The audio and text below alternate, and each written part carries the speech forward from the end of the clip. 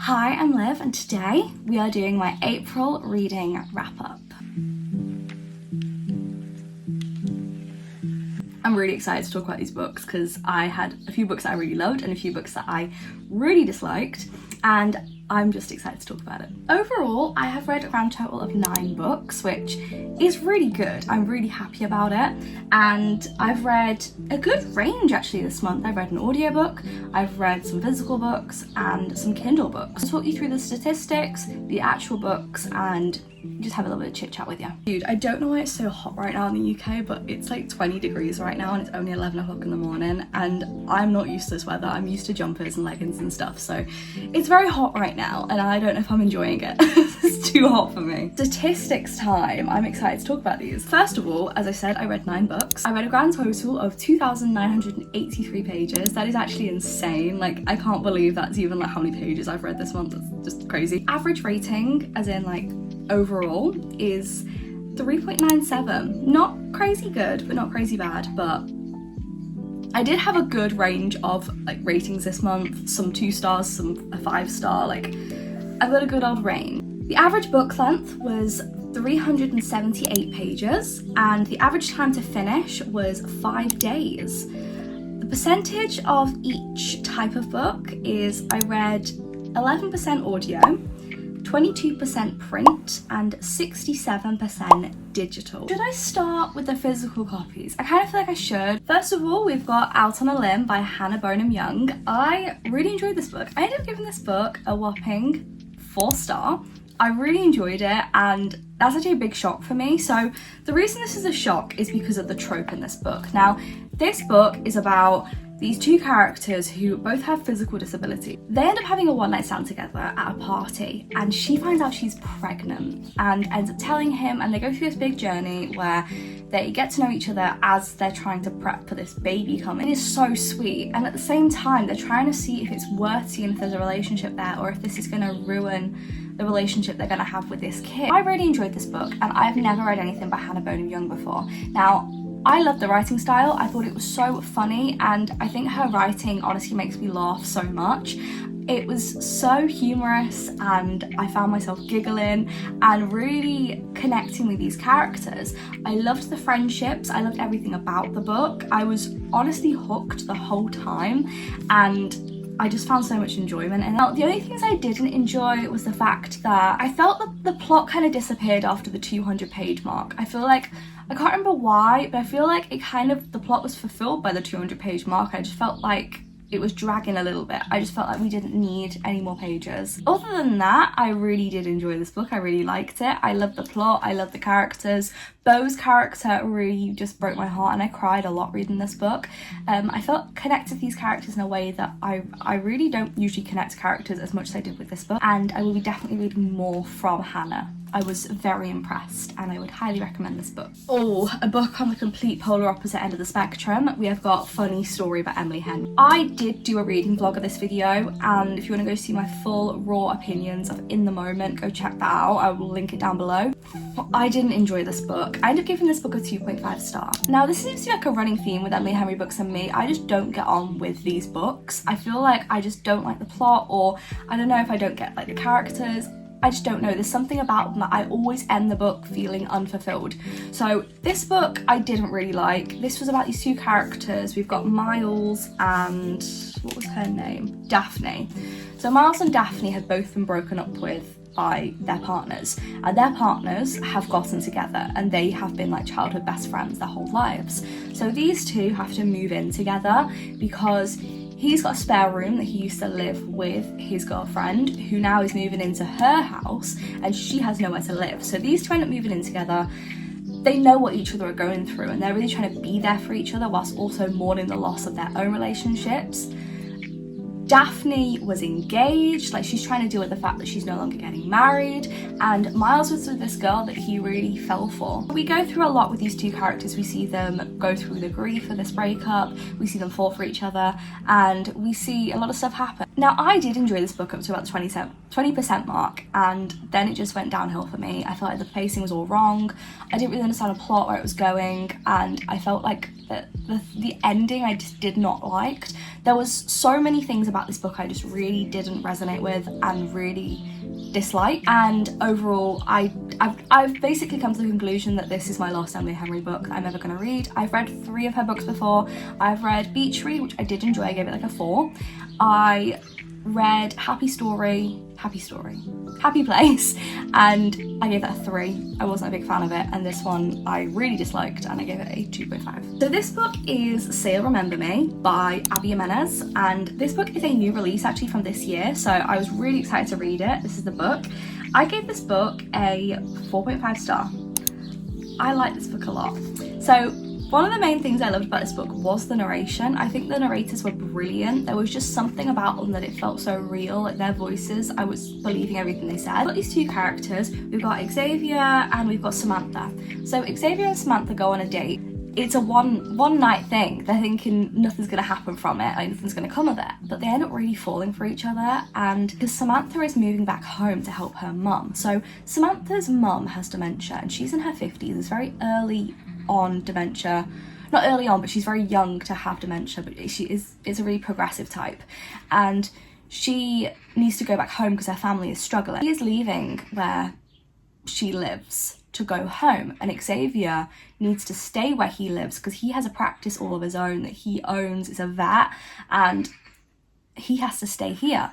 So they're trying to make this long distance thing work, whilst they also are having to, I think it's a magpie making a lot of noise out there. I'm really sorry if you can hear that. Xavier and Samantha haven't got enough money to be doing plane tickets here, there, everywhere, and they don't know how to make it work, but they're so there for each other through everything. So I really enjoyed this book. There are a lot of deep topics though, like the topics are really deep. We've got child abuse, physical and mental. We have got the abuse of animals, killing of animals in like a very horrific way, which is done off book, you know what I mean?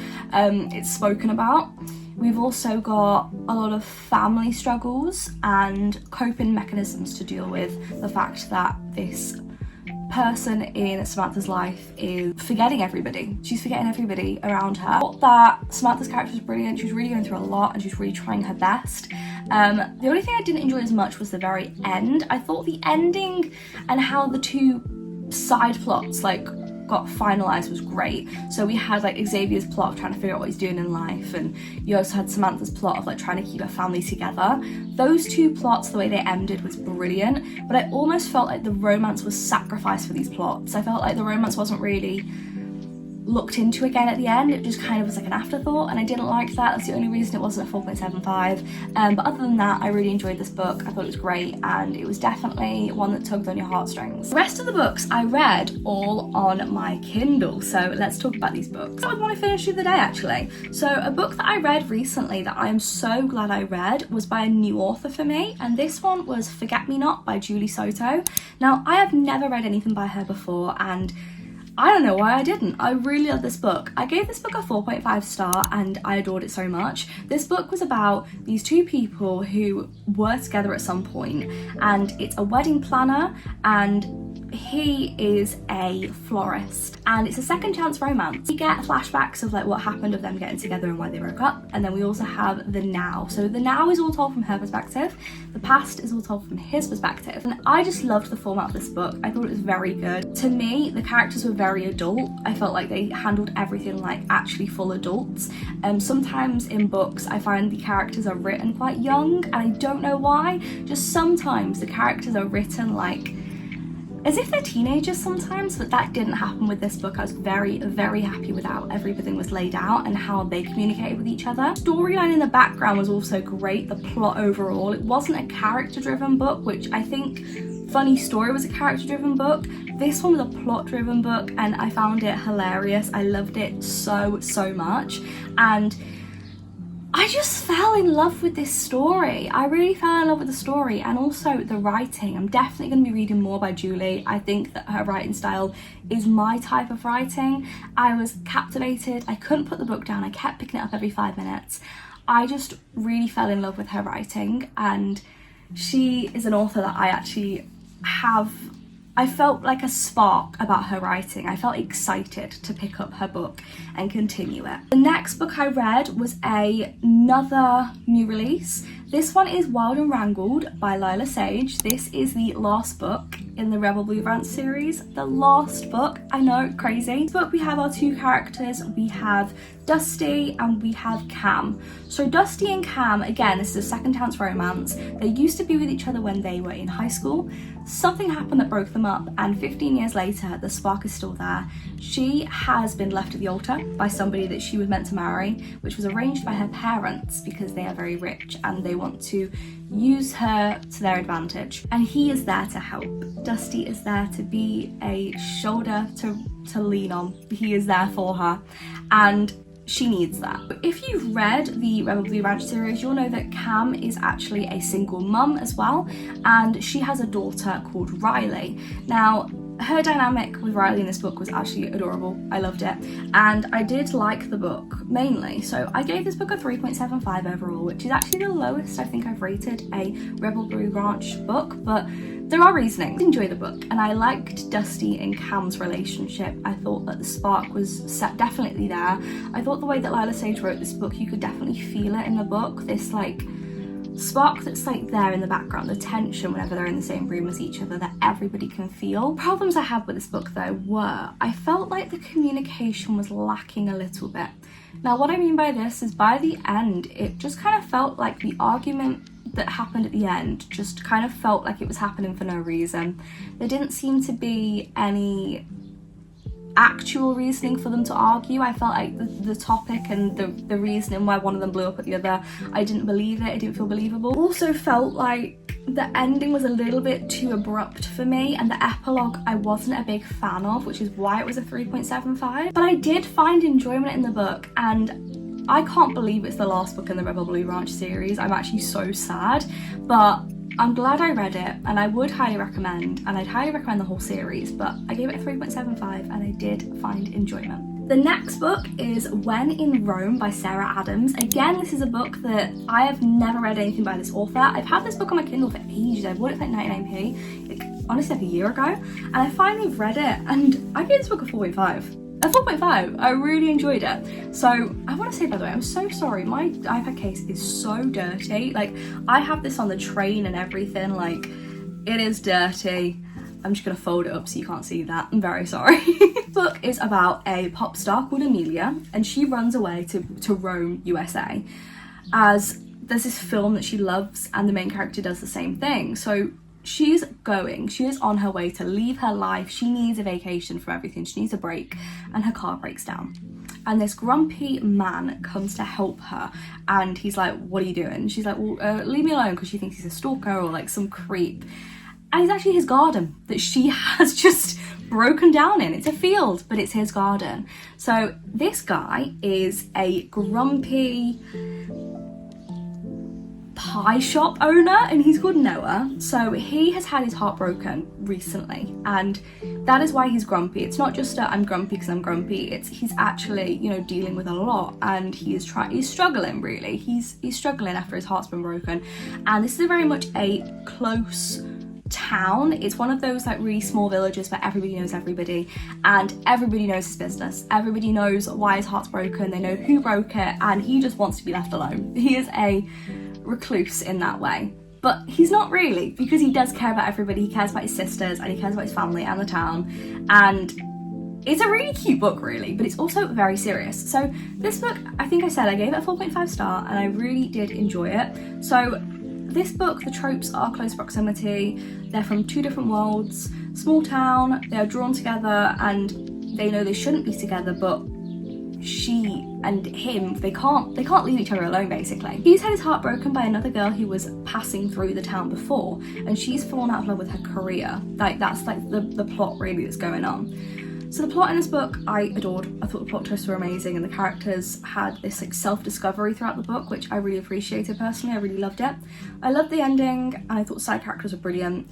There were so many funny moments. So some of the funny moments here, like there were hairdressers in the town that were such like gossipers, and it was so funny to hear them gossip about people. Paparazzi that showed up that were trying to find out more about Amelia, even though she was trying to get away from everybody. And you had like the elderly women who were posing for the paparazzi thinking they could have their 15 minutes of fame.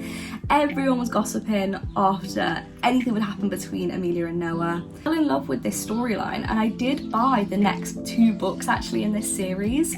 I honestly adored this book so much. I just found so much fun in it. I found so much entertainment in the storyline. I also felt like the ending was perfect, like truly loved it, and didn't expect it, but I'm glad it happened. I'm very glad. I've got 3 more books left. So the next one I'm going to talk about is one that I actually finished today, and the day I'm filming this is actually the 30th of April. So the one I finished just now is Cold World. So this one is by Alicia Thompson. Yeah, Alicia Thompson. And I gave this book, I feel really guilty. I gave this book a 2-star. I feel really guilty. And the reason I feel guilty is because Alicia Thompson is a writer that got me into reading again when I first picked up a book 2 years ago now. She is the person who got me back in love with reading, and I read her book, Love in the Time of Serial Killers, and I fell in love with that book. It had everything that I wanted. It had spice, it had funny moments, it had a plot that I was really invested in. And the fact that I've read a second book of hers and I rated it so low, I feel guilty in a way. Like, it's like this author got me into reading, and then I've read her second book and I'm just like, I'm not feeling it. Like, it really annoys me. Cold World was about these 2 characters. We've got Asa and we have got Lauren. They both work at this place called Cold World, which is like an entertainment place. It's like similar to if you went to Ripley's Believe It or Not or a Sea Life Centre. This is like an entertainment place, and it's in Florida. They're trying to compete with big parks there. They're trying to compete with Universal and Disney and things. Like it involves like real world things going on, and they're trying to have like put their name on the map basically. And they end up being asked by their boss to come up with a new fresh idea to put Cold World back on the map, to get people interested by it. And Lauren and Asa almost find it like a competition to try and like outdo each other. And initially Dolores, who is the boss, says like, you should work together, and they're like, no. And it's like this rivalry happens between them. I did like the concept and I loved the idea, but I felt like Asa was so good for Lauren, like way too good for her, and she just was not good enough for Asa in my opinion. So Asa has been through a lot in his life. Like we see a lot of stuff about, like, Asa is bisexual, and we see a lot about his coming out story. You feel bad for him, you feel really guilty for him, and you just want to make everything better. He is such a sweet guy as well. Like, he tries to banter with everybody and he's always like really sweet to people, but he does have that banter with Lauren. Now, Lauren is a bit of a control freak and she likes everything to be perfect. Now, Lauren also has some background stuff that happened. So she is from a foster family. She was put into care at a very young age because her mum was a drug addict. Both got stuff that's happened in their past. However, I felt like Lauren really pushed Asa to the side throughout this book. She had a crush on somebody else the whole book until pretty much the last 100 pages. And I just felt like her feelings for Asa really just came out of nowhere. Like, they were kind of hinted at in the beginning, but then it was kind of like she pushed him to the side all the time, and it didn't sit right with me. I don't know, I don't know, it's a tricky one, but I didn't really enjoy the last 200 pages. I read the last 200 pages today and last night, and I couldn't get hooked. Like, it felt almost like I was just trying to get through it hoping that the ending was going to make up for everything, and it didn't. So I just didn't enjoy it very much, and I gave it a 2-star, and I don't think I'm going to read another book by her, but yeah. Next book I'm going to talk about, well, the next 2 are both 5 stars. Brilliant. So the next one I'm going to talk about is The Crimson Moth, or you may know this book as Heartless Hunter. So this book is a fantasy book about witches. So this is a enemies to lovers, like true enemies to lovers.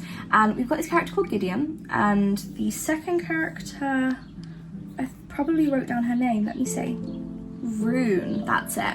So Rune is a witch, and she is helping witches escape the witch hunters, and witches are being hunted and killed, and she ends up trying to date Gideon because he's a witch hunter and she thinks that she can get information from him.